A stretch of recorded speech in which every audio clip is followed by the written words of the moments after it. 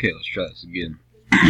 So, in the criminal justice system, there are 4 traditional sentencing options that are available. The first one is the structured sentencing, which includes all types of sentencing and is sometimes more strict. It is also regarded as the most important since it laid the foundations for the rest of them. The next one is the determinate sentencing. It is basically if you have good behavior while you're in prison, you may be released earlier, or if you have bad behavior, you may be released later or have a more extended punishment. The voluntary and advisory sentencing is basically a sentencing model that has guidelines that are followed, and such as it'll follow a previous case of someone getting put to prison, and it will basically follow what has already been done to give a more accurate sentencing in the future. The next one is the presumptive sentencing. It has no state legislature. It is explicit and highly structured, and it is not included in the voluntary or advisory sentencing structure. It is also a more strict version of sentencing, and it's very highly structured to be more accurate for a better sentencing for a prisoner. The Truth in Sentencing Act, which was passed in 1984, gave way so that prisoners were to engage less in suing for wrongful imprisonment and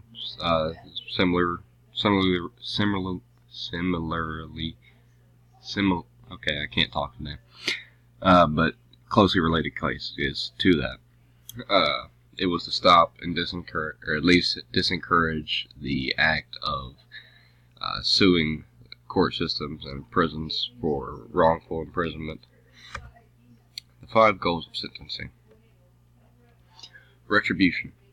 The main purpose of sentencing is to give the community and society as a whole a sense of retribution, or in a way revenge, or getting even towards a person who committed a crime. Say someone who got murdered and the person was convicted of murder.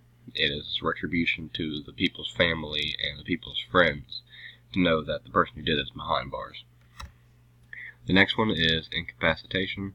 It is basically the use of imprisonment to stop prisoners and criminals from continuing to commit crimes against the public. Deterrence, which is the fear of punishment, which is used by the prison systems to deter people from wanting to do crimes because they are afraid of the punishments that will come after. This can be seen in such cases: someone maybe kill someone or steal something of a lot of value. They are put in prison for a couple decades, sometimes even life. So then when other people see this, they will sometimes deter from doing the crime themselves because they don't want to be put in prison for that long, although it does not affect every criminal. General and specific deterrence, which general is for such like a specific crowd of criminals or crimes being committed. However, specific deterrence is for a certain criminal or crime that's been committed, and is used in 2 different ways. Each are different, but both seek preventing crime. However, general is usually more broad, and specific is usually narrowed down to 1 or very few individuals.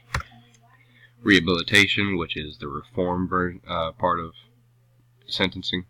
It is basically if someone commits a crime, they're put in prison to become a better person and to basically get back to being humane enough to be put back into society where they can function with other people.